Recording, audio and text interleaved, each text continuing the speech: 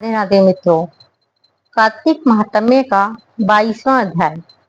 22वें अध्याय की जब लिखने लगा हूँ बात, श्री प्रभु प्रेरणा प्राप्त कर कलम आ गई हाथ। राजा पृथु ने कहा, हे नारद जी, आप कृपा करके मुझको यह बताइए कि वृंदा को मोहित करके विष्णु जी ने क्या किया और वह कहाँ गए।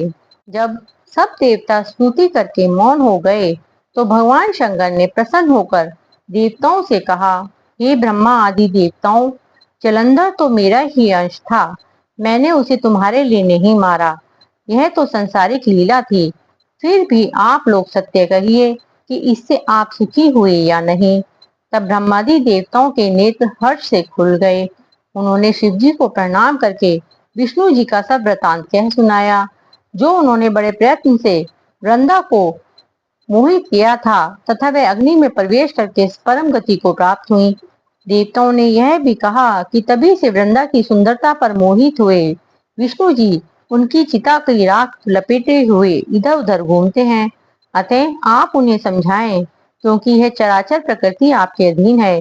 देवताओं से यह सब सुनकर शंकर जी ने उन्हें अपनी दुस्तर माया समझाई और कहा कि ये सारा जगत उसी के अधीन है। उसी से मोहित हो विष्णु भी काम के वश हो गए हैं। परंतु महादेवी उमा त्रिदेवों की जननी, सबसे परे वह मूल प्रकृति परम मनोहर और वही गिरजा भी कहलाती हैं। विष्णु जी का मोह दूर करने के लिए आप सब उनकी शरण में जाइए। यदि वह प्रसन्न हो जाएंगी तो आपका सब काम हो जाएगा। शंकर जी की आज्ञा से सब देवता मूल प्रकृति को प्रसन्न करने चले। उनके पास पहुंचकर उनकी बड़ी स्तुति करी। तब आकाशवाणी हुई, हे देवताओं, मैं 3 प्रकार से 3 गुणों से पृथक होकर स्थित होती हूँ। सत्गुण से गौरी और रजोगुण से ज्योति रूप हूँ, तथा आप लोग मेरी आज्ञा से यदि सादर उन देवियों के पास जाओ तो वह तुम्हारे मनोरथों को पूरा कर देंगी। यह सुनकर देवताओं के नेत्र खुल गए। वे भगवती का आदर करते हुए गौरी, लक्ष्मी और सरस्वती को हाथ जोड़कर प्रणाम करने लगे। सब देवताओं की भक्ति पूर्वक प्रार्थना से वे सब देवियां प्रकट हो गईं। सभी देवताओं ने खुश होकर निवेदन किया।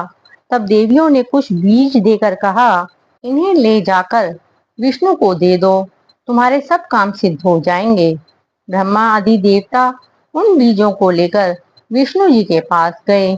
उन्होंने बीजों को वृंदा की चिता भूमि में डाल दिया, जिससे धात्री, मालती एवं तुलसी प्रकट हुई।